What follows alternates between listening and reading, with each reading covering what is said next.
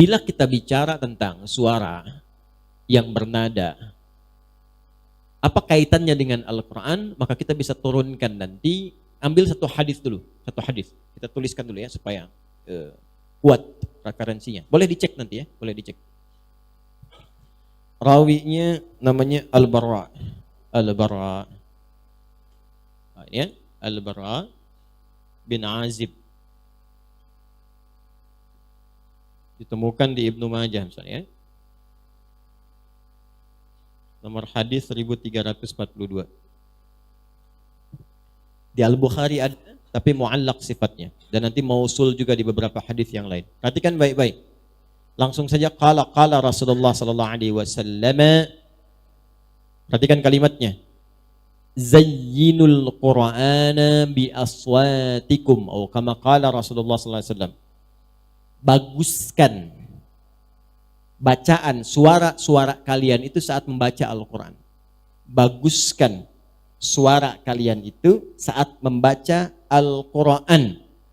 Zayyinul Qur'ana bi aswatikum. Baguskan bacaan Quran itu melalui suara kalian. Intinya demikian. Fa inna husnas sauti yazidul Qur'ana husna. Karena bagusnya suara itu bisa berdampak juga kepada bagusnya penerimaan dari ayat-ayat Quran yang didengar. Jadi kalau suara yang digunakan untuk membaca itu bagus, baik, maka terdengarnya pun enak. Bagus, baik. Nah sekarang standar bagusnya apa? Apakah standar bagusnya yang disebut dengan irama itu menjadi lagu? Atau ada nada, atau yang lain? Maka ulama mengatakan maksudnya akhriju bi aswatikum, ya, maka keluarkanlah dengan suara-suara Quran itu, dengan suara-suara kalian itu, bihi, saat membaca Al-Quran, bitajwidi wat tahsini wat tartili. Yang dimaksud bagusnya suara ini adalah satu, mengacu kepada tajwid, atau standar tahsin, atau tartil. Ambil yang pertama, apa itu tajwid? Yuk ngaji kita kitab tajwid. Ambil yang paling tipis diajarkan di pesantren, namanya Hidayatul Mustafid fi ilmi tajwid. Pembukanya, ma ilmi tajwid, mat tajwidu, at-tajwidu lughatan al-ityanu bil jayyidi wastilahan ilmun yu'rafu bihi haqqahu wa mustahaqqahu min as-sifati wal mududi wa ghairi dhalika kat-tarqiqi wa tafkhimi wa nahwihima. Ma ghayatu ilmi at-tajwidi ghayatuhu bulughun nihayati fi itqani lafdil Qur'ani alamatu luqiyya min al-hadrati nabawiyyati afsahiyyati wa qila ghayatuhu sawnil lisani 'anil khata'i fi ita'i kitabillahi ta'ala. Paham? Tidak. Baik. Apa itu tajwid? Itu saya pelajari di tahun 97. Saya baca itu, belajar di hari Rabu. Pelajarannya sore jam 4, saya baca jam 2. Saya hafalkan itu tahun 97. Berarti sekarang sudah berapa tahun? 15 tahun ya? Ada kurang lebih ya? 15 tahun. Saya ingatkan kepada adik-adik yang masih belajar atau kita semua, salah satu wasilah untuk menguatkan hafalan itu nanti ada 3. Ada 3. Ada berapa? Ada 3. 1, jauhi maksiat. Yang kedua, tingkatkan taat. Rajin sholat, tahajud, rajin baca Quran. Yang ketiga, ini penting nih ya, bisa doa orang tua atau memuliakan guru. Jadi kalau sedang belajar, kita mohon kepada Allah berkahnya guru. Apa di antara caranya untuk menghindari, untuk tahu aib-aibnya guru? Jadi kalaupun kita tahu ada salahnya misalnya, dan memang manusia itu tempatnya salah, maka jangan berusaha mencari kesalahan guru. Itu saya praktekin betul. Yang pertama di antara yang mempraktekkan ini dari ulama besar kita, namanya Syekh Nawawi dari Banten, Syekh Nawawi Al-Bantani. Itu kalau mau datang ke majlis ilmu, beliau biasa sedekah dulu. Sedekahnya diniatkan kepada Allah supaya dihindarkan diri dari melihat aibnya guru. Makanya jadinya berkah, ilmunya banyak. Dan itu memberikan kekuatan. Nah, gabungan semua itu disebut takwa. Di mana dalilnya? Al-Baqarah di ayat 282 di ujung akhirnya, paling kiri sebelah bawah. Wattaqullaha wa yu'allimukumullah. Apa itu tajwid? Tajwid itu menghadirkan sesuatu dengan baik dan benar.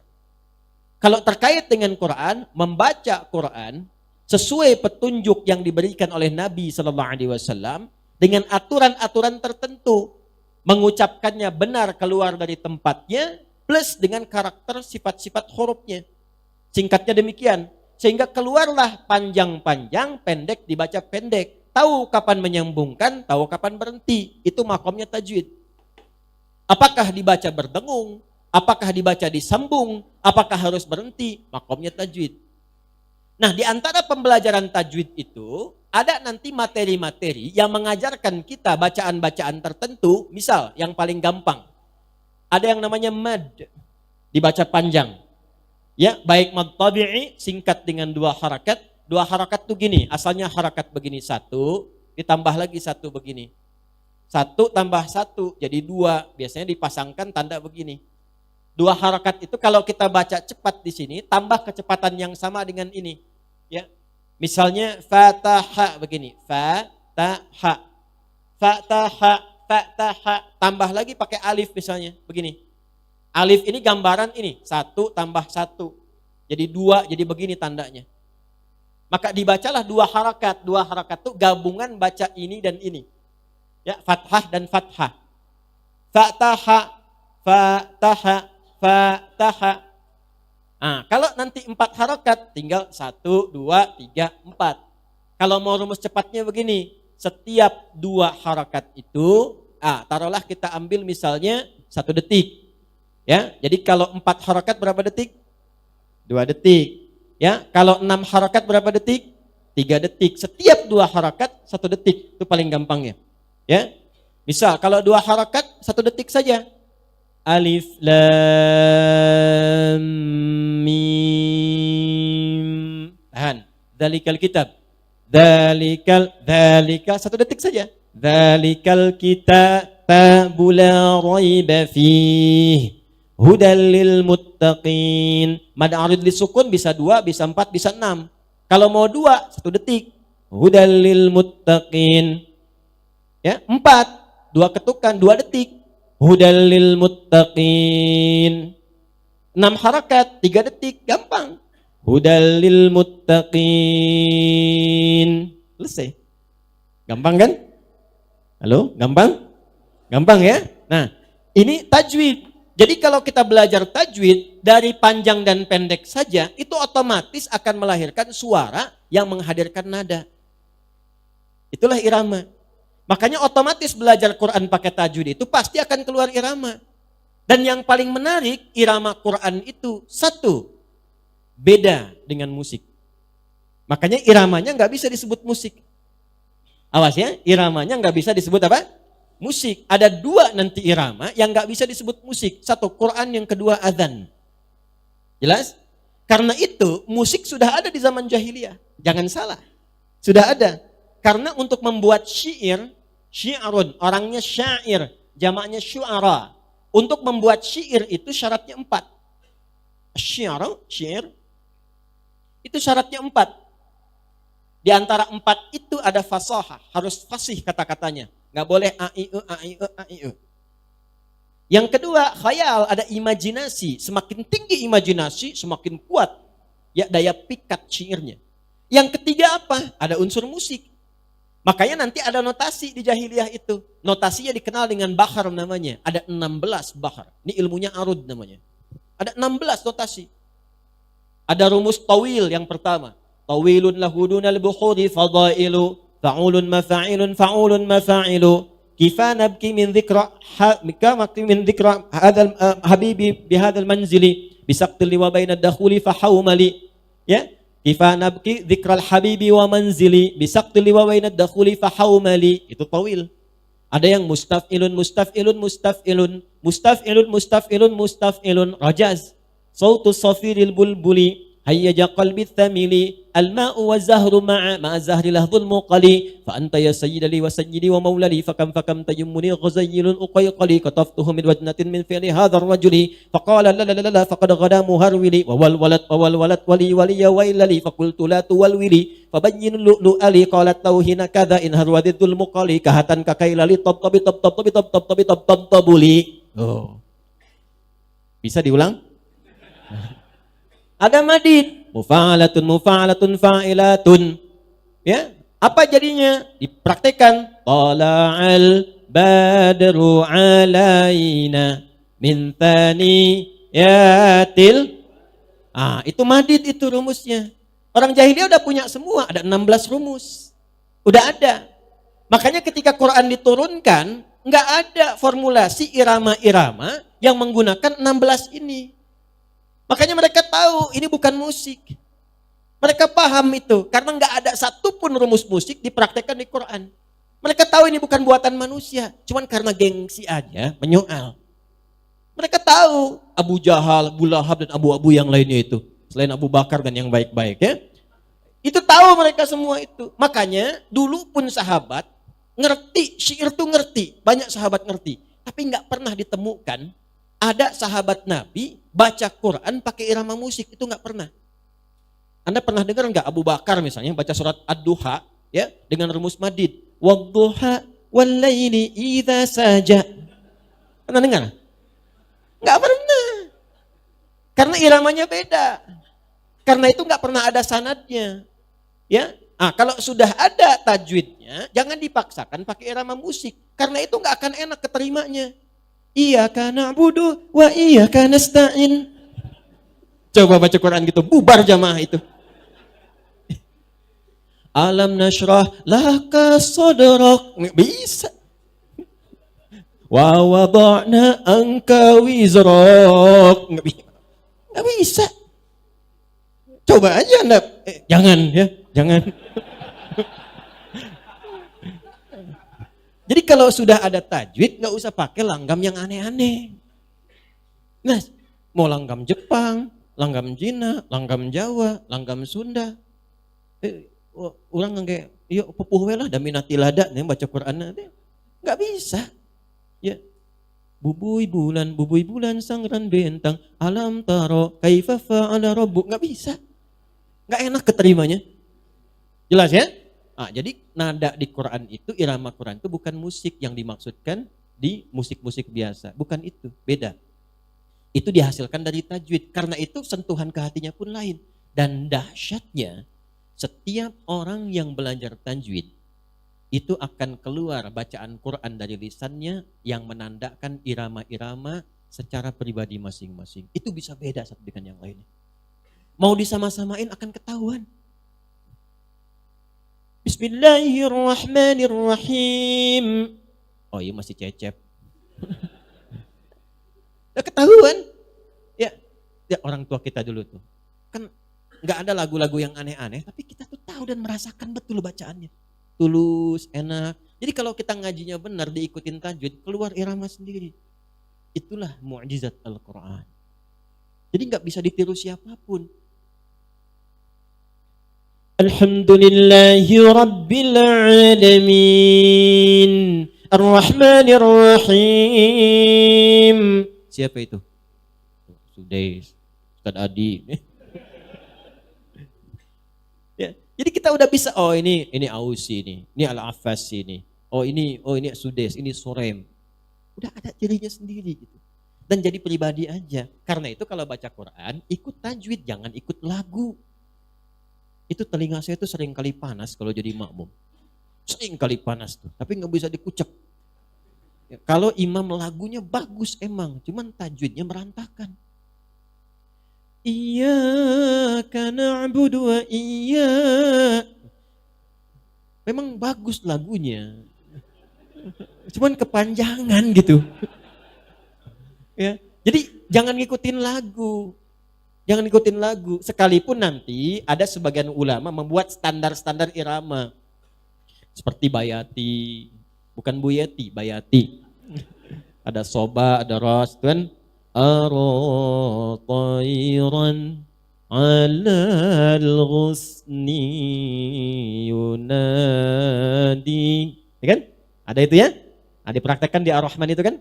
Khalaqal insana min salsalin kal fakhari wa khalaqal jan. Ya, kurang lebih begitulah ya, kurang lebih.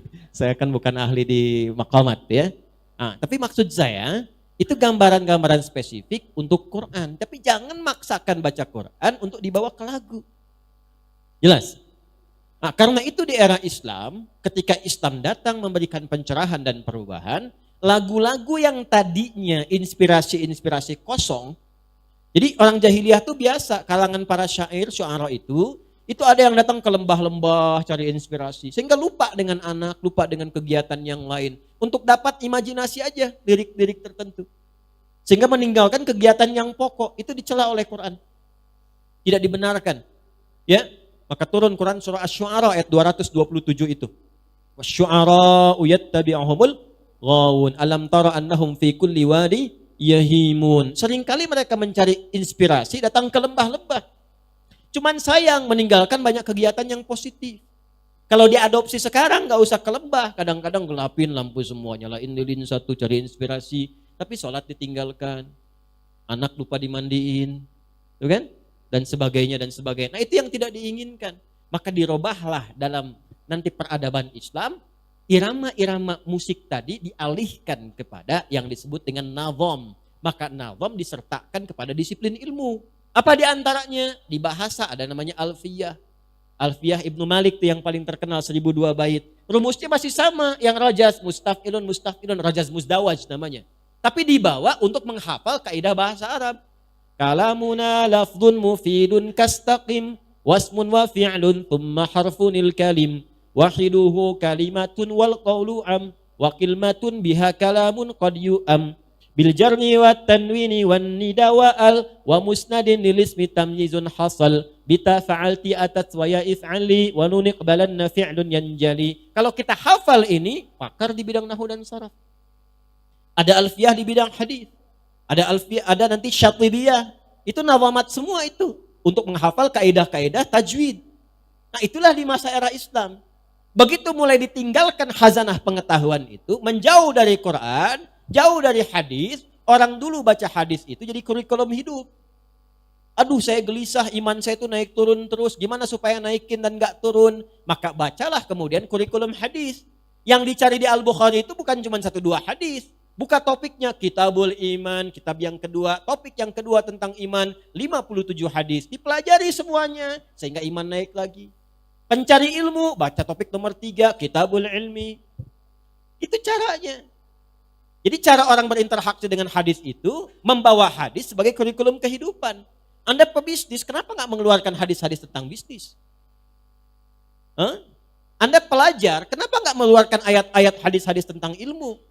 Al-Bukhari itu sebelum menampilkan hadis, ayatnya dulu. Ayat hadis, ayat hadis, ayat hadis. Nanti prakteknya lihat di sirah. Makanya kita itu lengkap, nggak ada celahnya sama sekali.